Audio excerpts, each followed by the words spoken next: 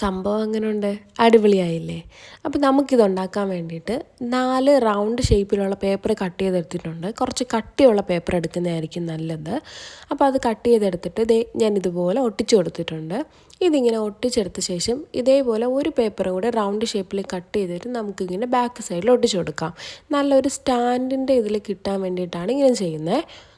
ഒട്ടിച്ചെടുത്ത ശേഷം നമുക്കൊരു ക്യാപ്പ് ഉണ്ടാക്കാൻ വേണ്ടിയിട്ട് ഞാനൊരു റെഡ് പേപ്പറിൽ കട്ട് ചെയ്തെടുത്തിട്ട് ഇതുപോലെ വൈറ്റ്നർ ഇട്ടിട്ട് വരച്ചു കൊടുക്കുന്നുണ്ട്. അപ്പോൾ ഇതെങ്ങനെ വരച്ച ശേഷം നമുക്ക് ഫേസ് ഉണ്ടാക്കാൻ വേണ്ടിയിട്ട് ഞാനിവിടെ റെഡും ബ്ലാക്കും ഓറഞ്ചും കോമ്പിനേഷനിലുള്ള പെന്നാണ് എടുത്തിട്ടുള്ളത്. അപ്പോൾ ഫേസിൽ നമുക്ക് ഇഷ്ടമുള്ള പോലെ വരച്ചു കൊടുക്കാം. വരച്ച് സംഭവമൊക്കെ കിടിലമായ ശേഷം നമുക്കിനി ഇത് ഒട്ടിച്ചു കൊടുക്കാം. ഇതൊട്ടിച്ച് എല്ലാം റെഡി ആയി കഴിയുമ്പോഴേക്കും ഒരു അടിപൊളി ഒരു കിടിലം ക്രിസ്മസ് ഡെക്കർ റെഡി ആയിട്ടുണ്ട്. അപ്പോൾ എങ്ങനെയുണ്ടെന്ന് കമൻറ്റ് ചെയ്യാൻ മറക്കല്ലേ.